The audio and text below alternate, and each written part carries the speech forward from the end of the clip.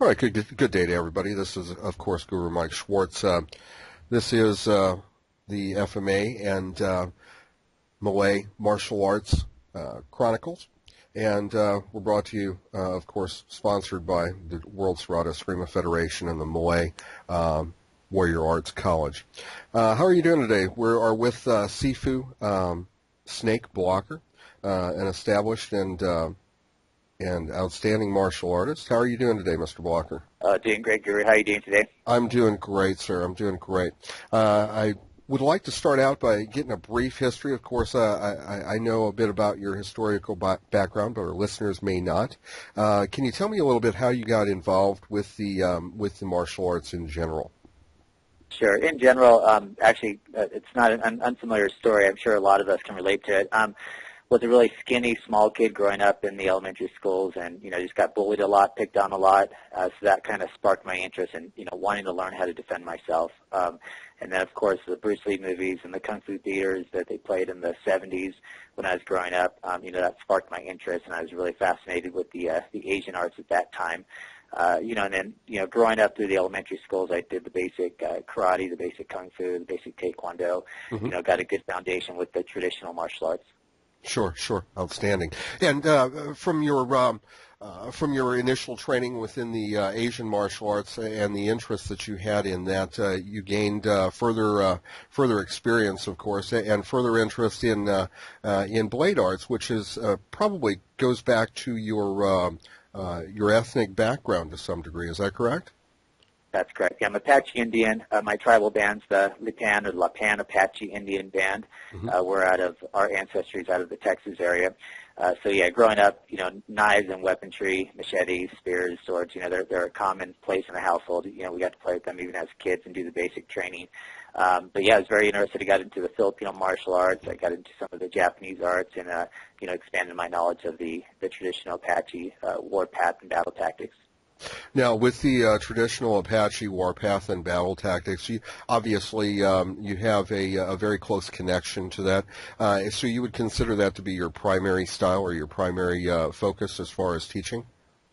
I would actually say no. I do get that question a lot, and people also ask me, what's your favorite art? And really, I don't really consider any of them my primary. The universal concepts of blade arts tend to be, you'll find the same concepts. In other words, no matter what martial art and weaponry you study, a slash is a slash and a stab is a stab. Mm-hmm. You have generic concepts. You call it different names. The Filipino arts called it one thing, the Apaches called it another thing, the Japanese arts called it another thing.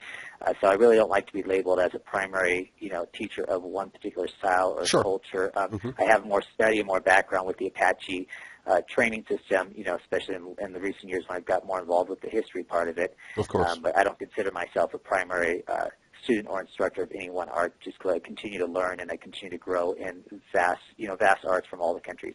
Sure, absolutely. I do notice that you do have quite a diverse background, all the way from the Japanese arts, as you indicated, to Taekwondo, and into even the Franche Savate, and further and beyond into Brazilian Jiu-Jitsu. Now, within the construct of the Jiu-Jitsu, do you find that the bladed arts lend to the mixed martial arts experience, or take away from that experience? Well, let's see. Simply to answer it, yes and no, a black and white. I would say a practitioner that study that from the blade art background that puts too much focus on the, say, Brazilian Jiu-Jitsu, for an example. Yes, it will take away from the blade arts because your muscle memory and what you're training your body to do is contradicting to what you want to do with the blades. In other words, with the blades, you want to create distance. You want to work with the stabs and go for vital targets, so you finish the fight quickly, so it doesn't end up on the ground. If it ends up on the ground, you finish it quickly there. When you overtrain with the grappling art, it's going to tunnel vision you more to focus on one-on-one versus weapons were intended to be a multiple attacker scenario. So in other words, it's you with the blade with multiple attackers coming at you and being effective in that range. When you focus on the grappling arts, trapping arts, things like that, you get into the mindset of, I want to forget about my weaponry training and I want to focus on wrestling with this guy for several minutes and try to dominate these positions. and it does take away. It's good to learn because a lot of people do know it out there. The bad guys know it really well now. Even bad guys and the gangsters are learning this stuff. So you need to learn the fundamental foundation of the ground arts and the trapping arts, so you know what the counters are as well and how to get out of those positions. And when people are setting you up for, serpent locks and submissions and chokes, you want to know to counter them early. Of course, of course, of course. And so you find that both of them can flow together without interruption, as long as you are well versed in both particular arts and know how to transition from a standing position to a ground position, even with a blade in hand. Yes, that's correct. With no matter what art you choose, you still want to do enough arts where you're kind of balancing. And how I tell people to train is train everything in quarters. Do a quarter of your training overall, with the blades and the weapon distance range. Do another 25% in the kicking range, do another 25% in the punching range, and do another 25% in the trapping, takedown / ground fighting range.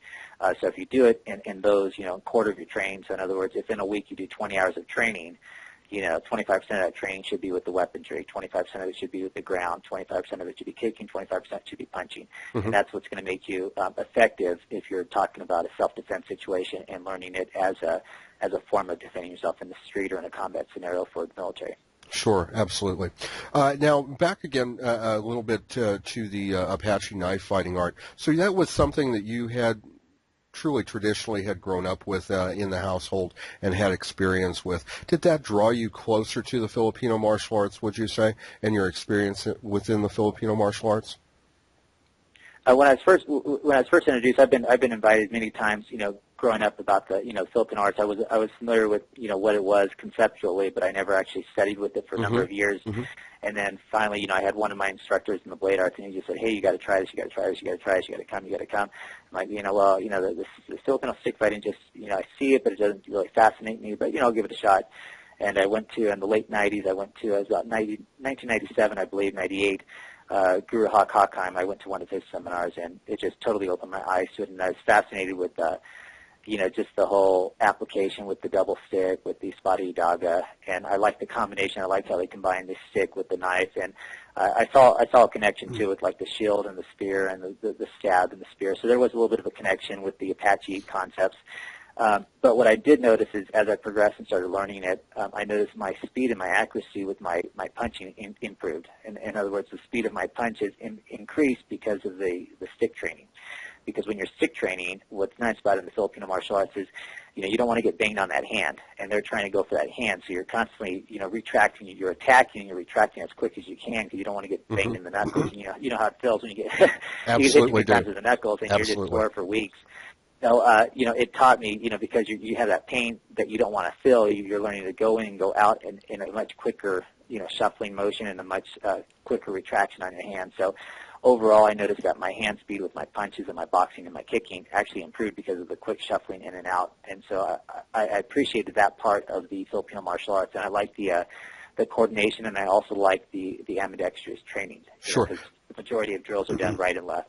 Absolutely. Now, I did notice, of course, as I said, you have quite a diverse background. I've noticed your experience within the Kaju Kenbo combatives. Was that prior to, or was that after your experience within the Filipino martial arts? It was slightly after. I would say within I believe I started in '97, '98 with the Filipino martial arts, and I got heavily into that. I was introduced with the Kaju Kenbo instructor through one of my mutual friends in the Filipino martial arts, and then I started training. And what I noticed about the Kaju Kenbo, it was very similar to the modern Silam Kung Fu training that I had done. A lot of the patterns were the same under different names and different combination formats and numbers, but I like the Kaju Kenbo hardness. They train where you're beating up your partner back and forth with forearm to forearm contact, and definitely toughened up, kind of like the Muay Thai training was toughening up the shins from constant kicking and blocking. I noticed the Kaju Kenbo guys, they tend to have a lot of more full contact sparring training, and it was a little bit tougher than some of the other karate systems that I'd taken prior. Sure. And of course, that always assists with being prepared for combativeness. Now, you had mentioned Hak Hakheim. You've spent some time with him, a great deal of time, from what I gather. Oh yeah. We've been friends, and he's been one of my instructors for about 11, 12 years now. And it's kind of nice about him and I is we cross paths a lot. We have a lot of mutual students and mutual instructors and from the past. So, he's always traveling. I'm always traveling. We always meet up in different states. I've seen him more in other states than I have in my home state. So he's a great guy. What I like about him is, over the years I noticed that he's changed his curriculum quite often. So it's like he does these manuals and these books and these training videos, and he says, what, I found a better way of doing it. I found a simpler way of explaining it. I found a harder way of training the body more effectively in a quicker amount of time. So he's constantly, in the evolution of training, which is kind of what Bruce Lee taught us all. He said, hey, Sure. Study everything, and when you find something better, gear toward that area. So, Absolutely. He has a good open mind, and Hawk has that military background. Plus, he studied with Ernest and both Tracy family, in the Philippines and in the stateside. So he has a really strong traditional Filipino martial art background. He has a real extensive Jeet Kune Do background, and then he also has the Aikijitsu Aikijitsu background along with the other traditional stuff. So he has the military background, the SWAT, the police law enforcement stuff. So he kind of incorporates all that and tries to teach you the concepts of law enforcement, the concepts of military, and the concepts of the vast majority of martial arts that's out there, and incorporates those concepts into a program. So I appreciate and respect that about him, and he's constantly researching, and he's constantly studying the real scenarios. He just did a book last year that came out, and he put a lot of war stories of real knife attacks and real stick and machete attacks. So you're not just reading concepts. You're saying, hey, this is what the guy did, and it saved his life. So I like how he brings real stories into the training as well. Sure. I can certainly appreciate that. I've read some of his material myself, though I haven't trained in any of his modules or any of his programs. I certainly appreciate the simpleness and effectiveness that he does use when he writes his manuals, as well as from what I've seen how he instructs. So I do know how effective that can be. Within your particular studio, you have a studio in Colorado, correct? I actually have, I had a studio for a number of years in the Los Angeles area in Palos Verdes, California, up until I started getting more involved with the military and volunteering for tours. I went to Kuwait, and then I went to Iraq, and then I came back and moved to Denver. So when I moved to Denver, I had so many of my students spread out over the different states that I ended up just doing the circuit of seminars at different studios. So in Colorado currently, it's also because I'm in Afghanistan right now, back and forth, I have 2 locations, one in Arvada, Colorado, and one in Centennial, Colorado, that are other people's studios, but I utilize them whenever I want for private training and semi-privates and seminars. Sure. And with those, do those particular studios, do they focus on one particular area or one particular martial art, or are they, as you are, very diverse and conglomerate many different styles into the way that you teach? Yeah, it's not as many as I teach more of a variety than they do, but obviously they have a mixed martial art format. The one in Arvada by Scott Peterson, he's an instructor under W. Hawk Hockheim as well, so he teaches the Scientific Fighting Congress and the systems that Hawk teaches. He has a background with the Tracy Kempo Karate, so he teaches that whole program as well.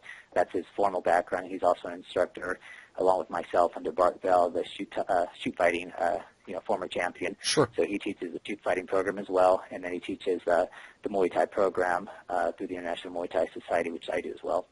So I tend to go there every so many months, and then I do seminars, and then I review, look at the students' training logs, and I'll test them for ranking in the Muay Thai program. And then I also taught the Apache knife fighting system there as well. I see. Now, you had mentioned that you have been spending quite a bit of time traveling back and forth to and from Afghanistan. You're training military there, is that correct? Correct. I'm okay. My primary duty. I'm with the Navy, but since the war started, it's kind of weird because we don't really go on ships much anymore. The battalion I'm with, so I'm kind of one of the guys that they end up kind of throwing around to different parts based on what they need. So with the Navy, I'm primary logistics and supplies, and for collateral duty, I teach the military close quarter combats program. So currently in Afghanistan, I've been there for 8 months. I just got back for a couple weeks here, and then I have to go back for another 2-3 months.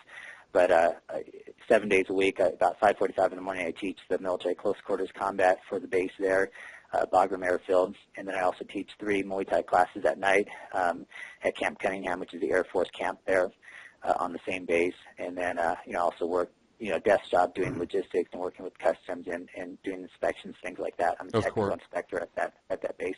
So currently you're active duty, is that correct? Yeah, I'm a reservist that's been activated on a one-year tour to Afghanistan. I see. I see. Well, This is my third tour. as a Navy veteran myself, I want to thank you for your service. I wasn't aware of that immediately, but I'm glad that I made myself aware now and made everyone else aware. That's quite an honor, and of course, everyone appreciates your service. Now, Thanks very much. I appreciate it. with that also in mind, obviously entering into a combative zone in a combative area on a regular basis, it does obviously heighten your senses and makes you aware a bit more of what's surrounding you. And when you're training the military personnel that you train, do you find it, how shall I say, a little bit more?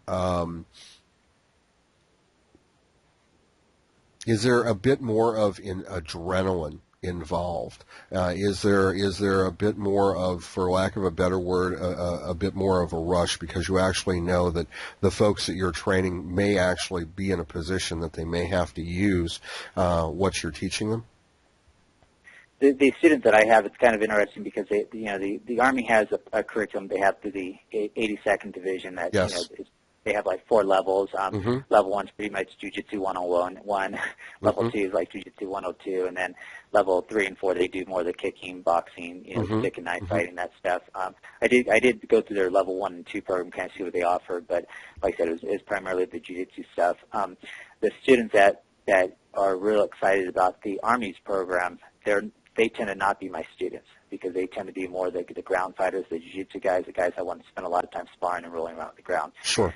Some of them take my class and they realize that we only do a small portion of the class on the ground, Mm-hmm. so they don't last very long. But the students that I have that are the hardcore students that come nearly every day or whenever they can, they have an appreciation for it and they understand that we're talking about multiple attackers and life and death, and you don't want to be on the ground, and you don't want to try to tackle a guy to the ground if at all possible, and if you're on the ground, try to get out of that situation. So, kind of like I talked about earlier, how I incorporate my classes with that program especially. I do the weapons training for the first 15 minutes, and we'll do a good warm-up, and then we'll do some kicking range and punching range, and then we'll do some takedown and grappling range, incorporating, of course, with the knives even on the ground fighting range. Sure. So, but because you're talking about the heightened awareness, there is That's definitely correct. an Absolutely. appreciation for it.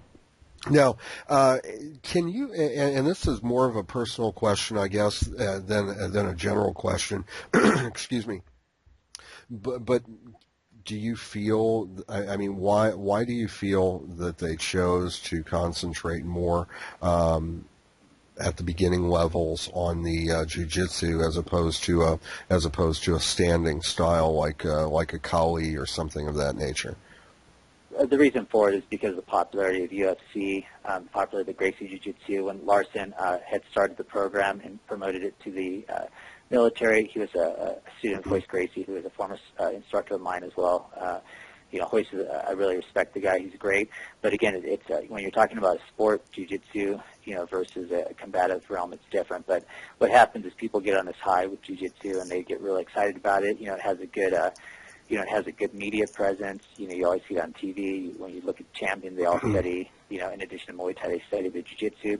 So it's kind of like, because it was a thing to do, it was the in thing, and the people that got involved with that, when they get really good at a jiu-jitsu move or jiu-jitsu practice, they want to do that as their foundation. So even when they do the level 1 program, they say, hey, this is from the studies of, Gracie Jiu-Jitsu's program, and this is how we started it, and this is why we're teaching it, and blah, blah, blah. The thing that I don't agree with the jiu-jitsu, jiu-jitsu is a great art, and I think everybody should study in it at some point and in some level.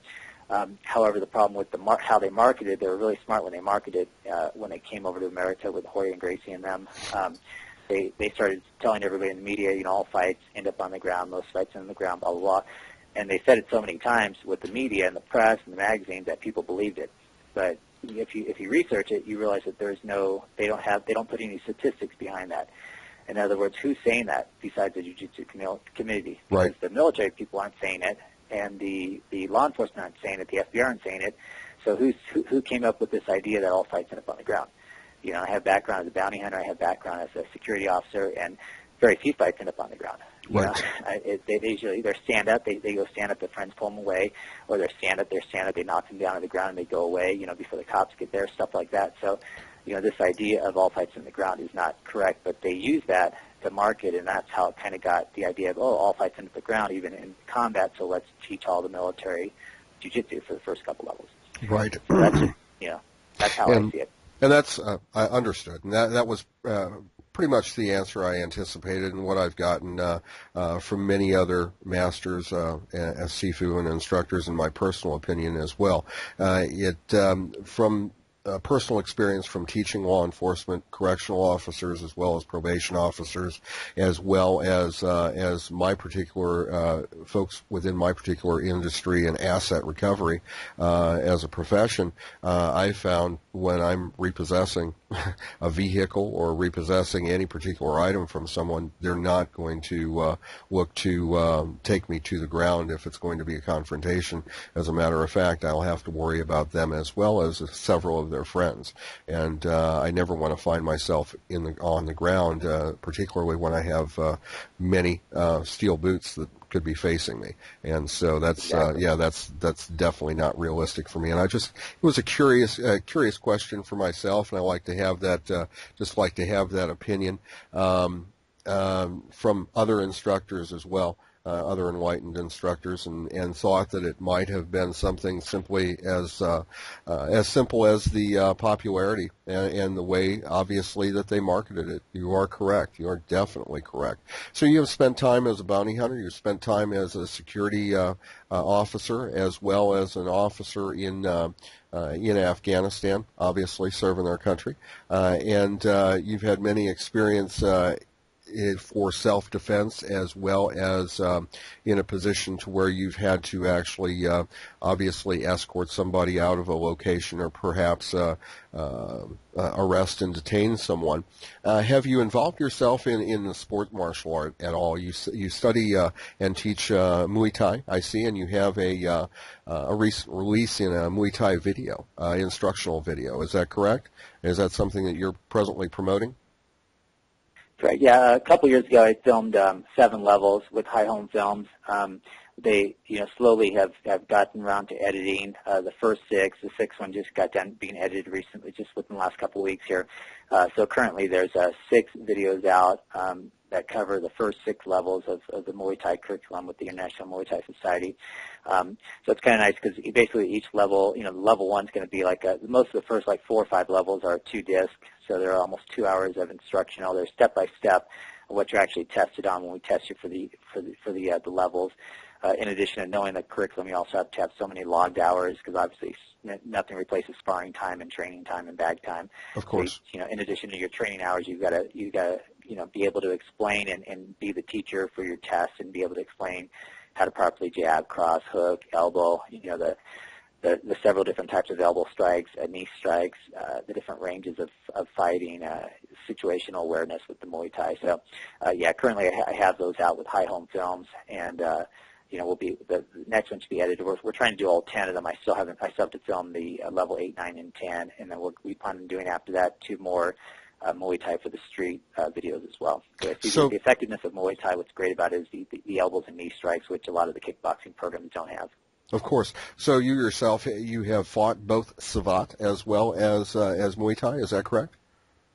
Yes, I was fortunate enough. You know, I grew up in the LA area, you know, for over 30 years before I moved to Denver, Colorado. So I was fortunate enough to be around and come into contact with a lot of the former champions in the different arts. California, Los Angeles especially, is a mecca for, you know, the who's who of martial arts, primarily in the different arts I've trained in. So I had a chance to befriend and to study under Nikolai Sagnak, a former Savat champion from France. He moved to LA a couple years before I started training with him. He's down in the Santa Monica area still, and you know, I really appreciated the Savat because Savat was quite different from the Western kickboxing and the Muay Thai in the sense where you fight with shoes on. And when I started studying, I'm like, you know, that makes sense because when you walk around on the street, you've got shoes on, so you might as well learn how to, you know, use the shoes. And like you said earlier, you know, if you got steel-toed boots on, which I wear constantly, you know, if you have an opportunity to kick somebody with your steel-toed shoe in the knee or, you know, groin or face, Right. that could end a fight right in there, and it'll help, when you got to eliminate one guy if you got to fight multiple people as quick as possible. So what I saw different between the Savate training and the Muay Thai training, Muay Thai's closer range fighting because you got those elbows, knees, and clinches. Savate is more distant, so it gives you the opportunity if you got to fight multiple attackers to keep away from one person while you're trying to attack the other. And the fact that it had shoes, they do tend to do a little bit more high kicks, but they also have more quickness to their technique than the Muay Thai. Muay Thai sets up a little bit differently. It focuses more on the power of the shins and the elbows and the knees. It doesn't worry about going in and out quickly and distancing because you're not kicking with your toes or your feet with the Muay Thai. So when fighting Muay Thai, do you find yourself perhaps setting up a Muay Thai fighter utilizing some Savate technique, being that Savate is a longer range or a largo art, so to speak? I try not to incorporate too much of the Savate in Muay Thai, only because, like I said, when you're distanced too far, you start hitting when you're barefoot and you're doing some of the kicks, you start bending your instep too much and banging up your instep too much, and it swells up your ankle. So, I try to fight Muay Thai, primarily Muay Thai, and Savate, primarily Savate. So, you really, people say, well, don't you get confused with so many arts? I'm like, the answer is no, and the reason for that, it's like when you go to college, you're going to take multiple classes at once because some instructors say you should only focus on one art at a time. And I say that's bullshit because what you got to remember is when you go to college, you're taking English classes, you're taking social science classes, you're taking math classes.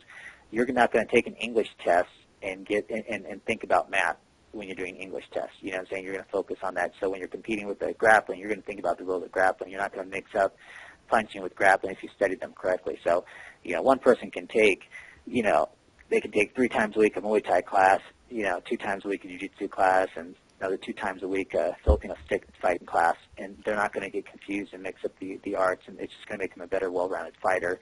And they're going to know when to use the stick, when to use the knife, when to be in long range, when to be in short range, if they're studying correctly. Understood. Now, the first time that I had actually noticed the name as far as Snake Blocker, and I do apologize for not hearing about you sooner, was in regards to a television show that came on Spike TV.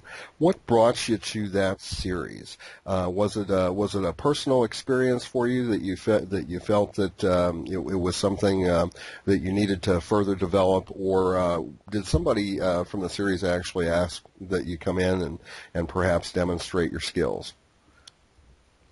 You broke up a little bit, but I think I got your question right.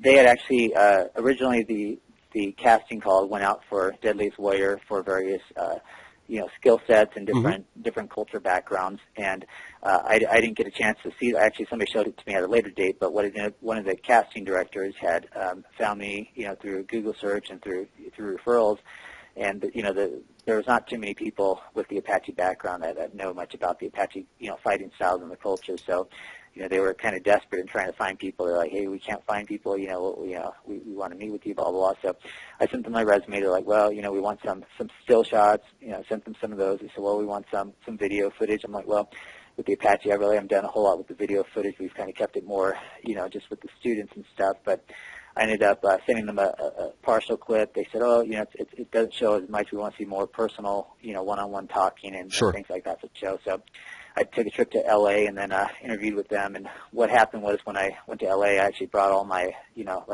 some authentic Apache weapons, tomahawk, spears, bow and arrow, stuff like that.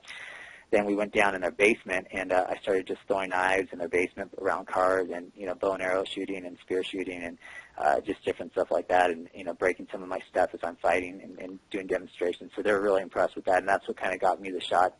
And then, I was referring one of my, another associate guy I knew to, Alan Tafoya, who's a Hickory Apache, and he ended up getting the part as a secondary person there.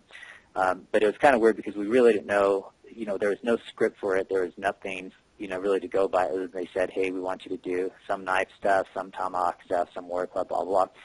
And some of the stuff they had wasn't really good, so I had to modify some of the weapons to be more effective, like the length of the tomahawk staff and things of that sort. And they really didn't give us any practice time either. They said, here's the setup. We're going to start filming. Are you ready? So we did, pretty much we had a 5-day filming shoot. And each day they just kind of said, all right, here's the target. Here's what you need to do, and then just say what you want to say. So the fun part about it is we didn't have to really study any script lines. We actually did quite a bit of filming, obviously more than they showed. But, we talked a little bit about the history. We did a lot more demos with the weapons than they did. But pretty much everything you saw on the show was the first take. It's just like, here's the target, do the shot, and then it's kind of cut and dry. So what was nice about it, though, is the people on the set, they got a good education on the Apache fighting styles and the mentality of it, as well as the audience. And we're the first episode that premiered. We also had Chuck Liddell come down, and he was real excited about it as well. So it was kind of nice because it got a lot of exposure. Our show got #1 and #2 every week it aired for the #1 show on cable network, or #2, and it averaged about 1.5 million to 2 million viewers like each time it filmed, and it's aired about, I'd say about 20 times already since last year. Sure, sure, and no disrespect intended, obviously, but I thought that perhaps they may have had a scene or two with Mr. Redfeather as well to give a little bit more of a historical background from the originator of the present Ghost Dog Apache Knife Academy. Yeah, they did try to contact him. Redfeather wasn't available. I know his brother moved to Hawaii as well, Ralph, but I've met them both, real nice guys. Redfeather has the Mescalero Apache, so people have to understand that there's over 20 bands of Apaches and sub-bands, and then each style has their own family history. So Redfeather, he teaches what his grandparents taught him, the Mescalero clan, and he called it the Ghost Dog system for the knife fighting. So they did try to contact him. He was one of the people on his list, but he was unavailable at that time as well. How does that differ from your style of teaching or your style of Apache knife fighting, the Ghost Dog system? Are there any specifics that you could get into that there are particular differences? Yeah, the difference is he's teaching a family tradition from the Mescalero Apaches. What I teach is a more general, bigger picture of the Apaches as a whole. So in other words, I'm teaching you the skill. What's kind of nice about what I teach is every year I meet more Apaches, and I get their stories from their grandparents, and I try to find out more historically on how people fought, because a lot of the history of the Apache Nation is still oral. The stuff that's in the books is very, very limited and very few and far between. So, like with my band, actually, we got 3 books out historically, and we've had stuff documented since the 1700s. So, with my particular clan, there's actually more than most bands have with the written history. But to answer your question, is nothing's different. We incorporate stuff that's taught from the Mescalero clan, as well as the Hickory, as well as the San Carlos, as well as the Lipan, as well as the Tonto, all the different White Mountain Apaches, and so on and so forth. So. What I teach is a combination of what all the Apaches, based on the information I'm gathering, have taught and what's worked in battlefield tactics. And what people have to understand that's different about, people say, even when the show came out, people said stuff like, well, that's not what the Apaches do. I'm like, first of all, sure. You're not Apache, so you don't know, right. Number one.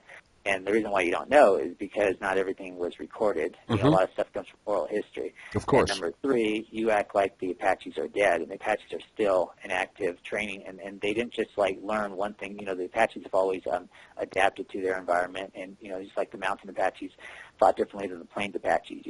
There's different battle strategies and tactics used from different clans. Of course. People have to understand it, and that still evolves today. People are still teaching their kids and grandkids fighting styles, and they're also adding on to the curriculum as well. So it's not like it's what they were taught in 1700s. It's what they were taught in 1800s, 1900s, and even today, in how they're adapting with the weaponry systems.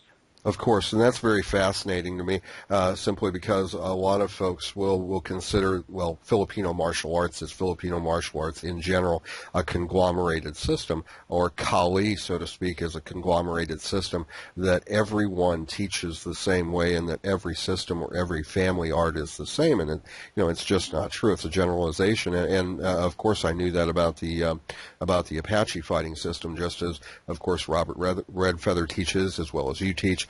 And I'm not sure, there is a Grandmaster Adrian Roman, I believe he's in Oklahoma or the Dakotas, and I'm not sure what particular tribe he represents, but I know that he also teaches the Parker system of Kempo as well. But he also teaches an Indian style of fighting as well, and it's just very fascinating to me that for most general folks, even martial artists that study the Asian arts in general, whether it be the Korean arts or Japanese or what have you, they'll automatically assume that something that is a little bit more ethnic or perhaps a little bit more extreme, like the Filipino martial arts or the Native American martial arts, it's all lumped together in just one format. Well, okay, this is not this because, as you said, it doesn't look the same as what they had seen before, and it's just it's surprising to me, just surprising to me. But that was very interesting, and I thought I would like to bring that out. That of course, Mr. Red Feather, that they did seek him out, because I didn't hear that they did, but that is nice to hear. You also have a personal relationship, someone actually that you and I both have in common in Fernan Vargas in Chicago, who also teaches the system of Apache knife fighting. Have you had contact, and do you do seminars with his organization, the International Combative Association? Yes, I'm actually his the Colorado representative for that organization. Fernando Vargas, he calls me, but we keep in contact via email or calls about almost every month or two. I talked to him just within about last 5 days here. He told me he's going to be planning on attending the 15th annual Apache Knife Fighting and Battle Tactics that I'll be teaching this summer at the Hickory Apache Reservation. So he'll be attending that. I'll also be in the Chicago area doing a seminar with Hawk Hockheim and Hallett and a lieutenant colonel teaching the India knife system. So we're doing like a 4-day seminar on knives. Each instructor is going to teach their form of knife fighting and battle tactics. So, I'll be in his area, so hopefully he'll be able to make that one too. But I know I'll see him this summer for the Apache seminar. So it's nice about Vargas is he's open-minded as well, and he incorporates he welcomes a lot of systems that are effective for combat scenarios. Sure. So I like that about him. Absolutely, he's a great gentleman. I myself am an instructor in his particular association as a martial arts instructor, but I have not. I have had interest in, of course, the Apache knife fighting system, but have really not had the experience or the time to make myself available for direct instruction. Perhaps sometime in the future I will. As I said, I do have interest, and I have many friends that belong to his particular federation as well. In regards to progressing beyond where we are today, where do you feel that your particular system, if you will develop, and where do you see yourself, say, 5 years from now, as an instructor or as perhaps a head of family or head of your own federation? Well, the thing with the associations out there and the federations and the systems and styles is, as you well know, there's a lot of politics involved, and there doesn't have to be, and I'm very anti-political when it comes to martial arts. People ask me questions all the time via email and phone calls, what do you think of so-and-so, what do you think of so-and-so?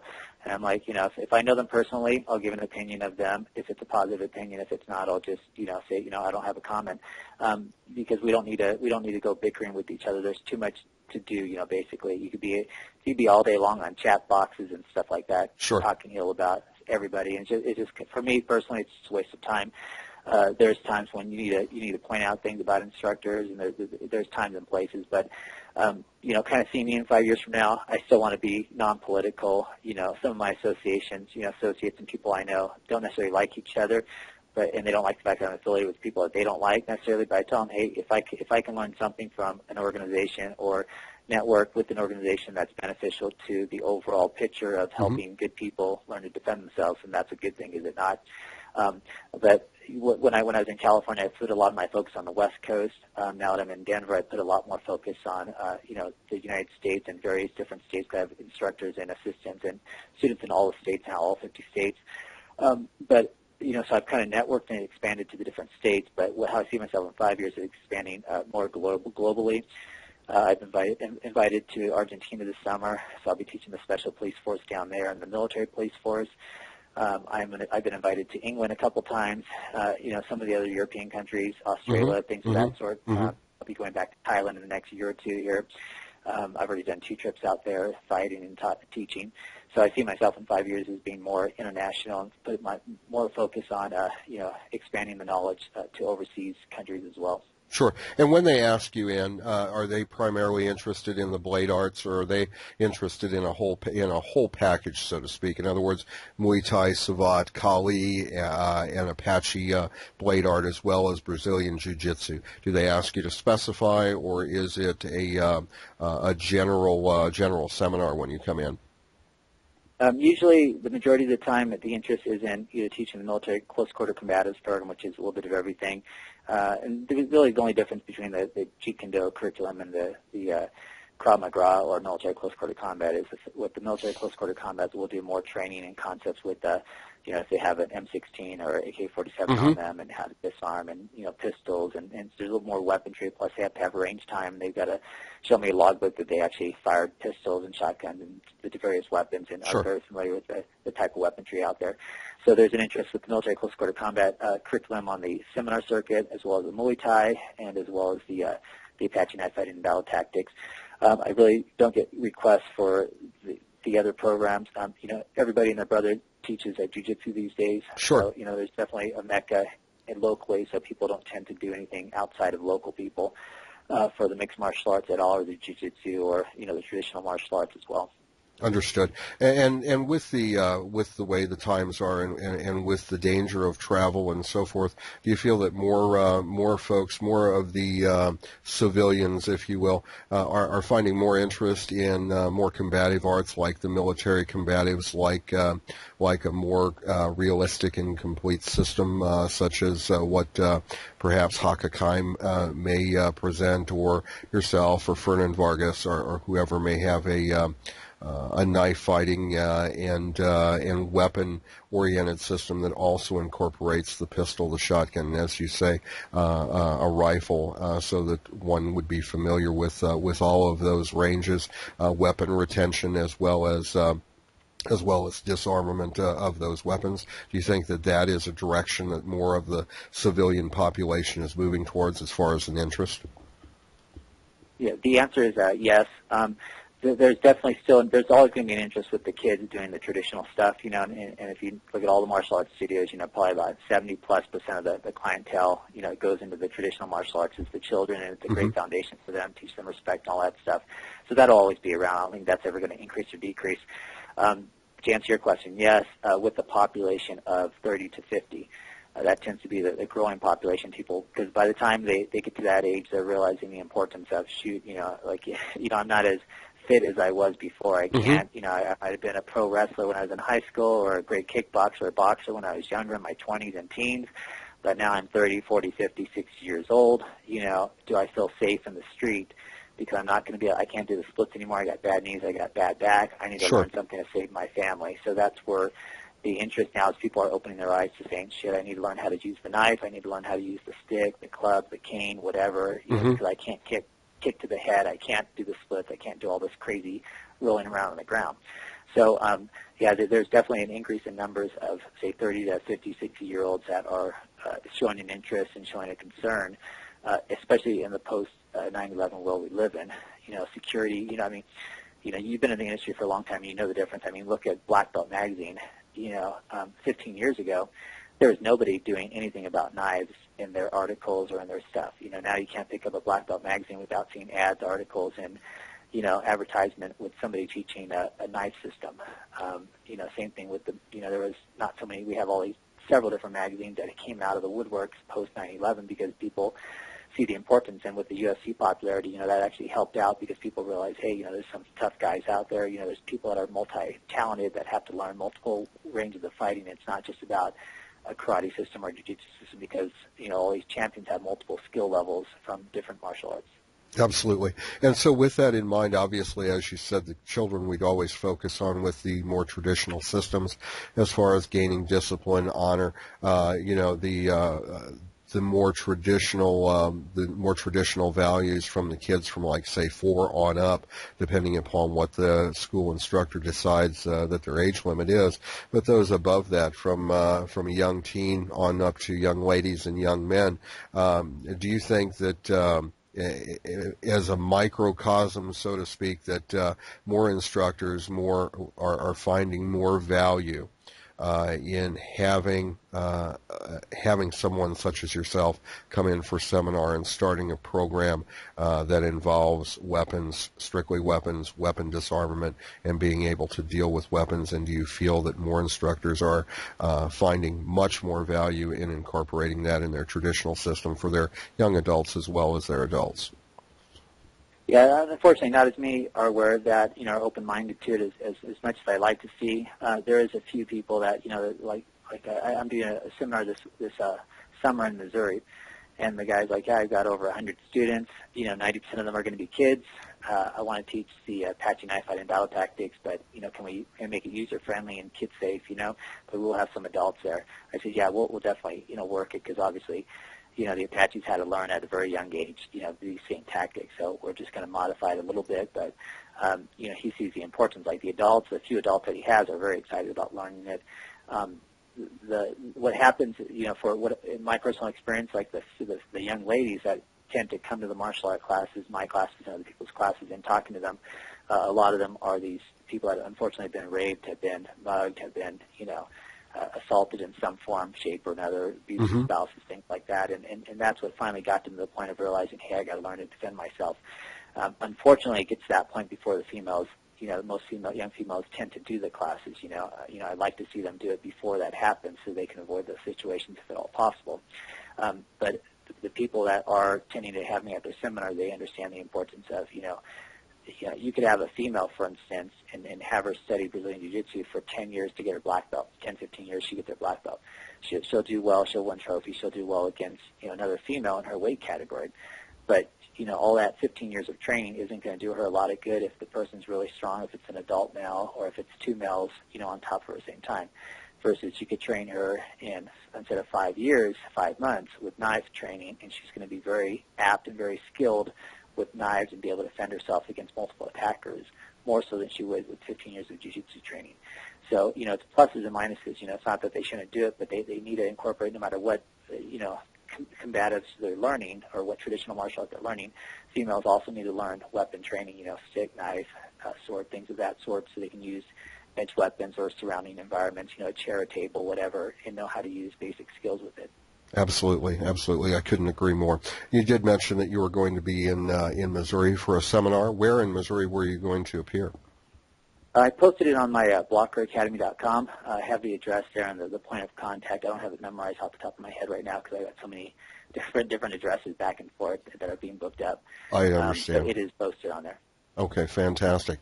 And for those folks that are interested in getting in contact with you, the best way to do that is www.blockeracademy.com. Is that correct? That's correct. Okay. Yeah, there's also a website, globalknifefighting.com and snakeblocker.com that you get information from as well, but the majority of the combatives training is on the Blocker Academy. Okay, fantastic. Sir, it's been a real pleasure speaking to you. I do appreciate the fact that you've taken the time to talk to me. I really enjoyed the show on Spike, and so that was again, that was the first experience I had of hearing about you. Of course, I have had contact with Mr. Vargas for some time and have known about the Apache system, but the show is actually what brought my attention to you, and I'm so happy that it did, because it's really been a pleasant conversation that we've had, and I've really been pleased, and I hope that you have been as well. I hope it's been a pleasurable experience for you. It's been an honor. I appreciate you calling and taking the time of your day to contact me, and I enjoy sharing the information with the community. Not a problem, sir. Again, it's been a great experience. I wish you the best in your further endeavors. I hope that sometime that in the future we may be able to cross paths within a seminar circuit, or perhaps in another school that we may be appearing at the same time, or in conjunction with. But again, sir, you have a great day. Thank you very much. And enjoy the rest of your weekend, sir. Take care.